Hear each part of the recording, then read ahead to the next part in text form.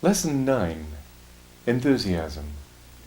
It's been said that nothing great was ever accomplished without enthusiasm. But most people think of enthusiasm as, well, like the sort of thing you see on these quiz shows in the afternoon where people get the right combination of numbers or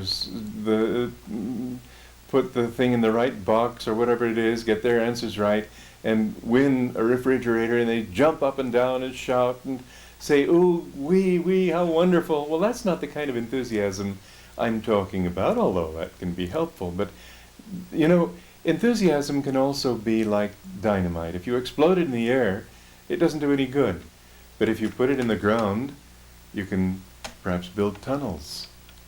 You have to be able to control it. You have to be able to focus it. You have to be able to direct it into those things that are worthwhile. And if you can keep that sense of enthusiasm but under control, you'll find that the kind of enthusiasm that successful people have is not always, and probably not very often, expressed in the up and down jumping of children or immature people. It's often expressed in a very kind of deliberate thing, but you know they really want it. An explorer who sets out on an undertaking, an expedition that nobody ever has done, you don't see him jumping up and down about it. You see him checking all the supplies, checking the map, checking the weather, but there's some kind of a glow inside that makes him, you know that this is something he really intends to do, and he's going to put his life on the line if necessary. And perhaps that's what I mean when I talk about enthusiasm, a willingness to put your life on the line for what you believe in. That when it means something to you, you're going to do anything that you can do to make it happen, anything that needs to be done. That kind of quiet, you might say burning, shining enthusiasm, that comes from deep within.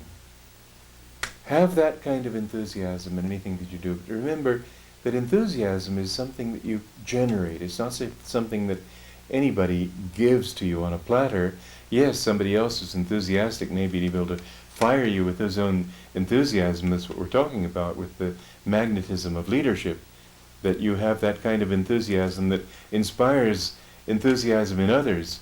Yes, enthusiasm is magnetic, but at the same time it has to begin from deep inside yourself. It's basically not waiting around to find something that will make you enthusiastic. That comes later. That's important too.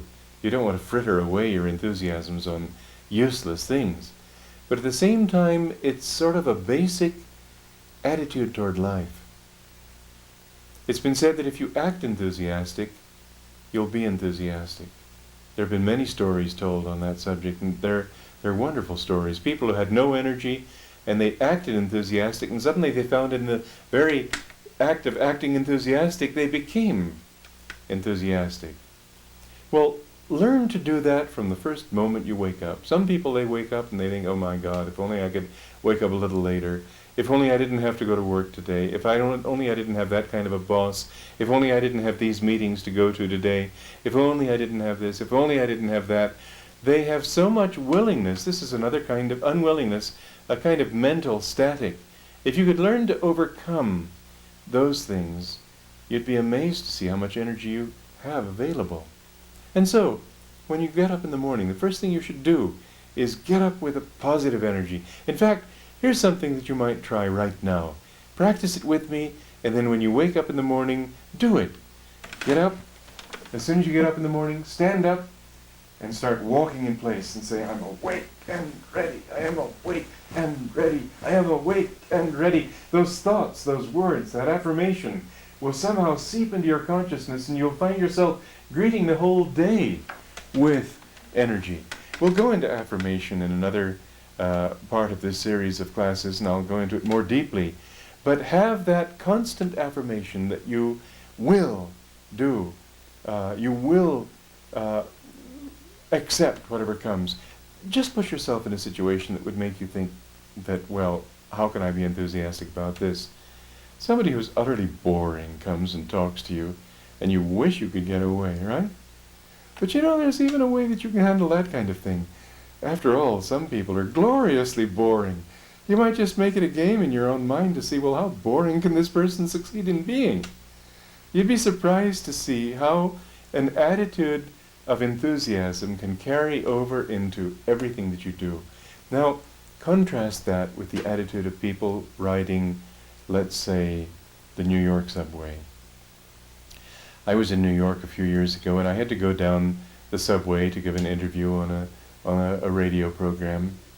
I was looking around me. I was sort of looking forward to this program, and I was feeling, anyway, I have a rather enthusiastic nature, and so I was feeling enthusiastic for reasons internal and external, let's say. And I was looking around me, and with a certain amount of enthusiasm, I was noting the total lack of it in my fellow passengers. If I had been as dull as they, I probably wouldn't have noticed it, but I was sort of intrigued with people standing there holding a strap. Somebody else sort of looking out the window. Well, you know that there's nothing to look at in a subway. It wasn't that he was really looking out the window, he was just sort of staring. And each one, as he reached his own particular destination, suddenly came to life. The person who was looking at the window suddenly, oh, okay, and he came to life again. Well, how many people go through life as if they were going through a subway, and they touch certain peak experiences, and suddenly here they're happy, suddenly here they're enthusiastic, suddenly here they're willing to accept and greet a situation. I remember somebody who visited me many years ago, and he was a basically totally unenthusiastic person who wanted to put on a show of being enthusiastic, and so let's say he acted enthusiastic, but his enthusiastic behavior lasted approximately 5 seconds each time.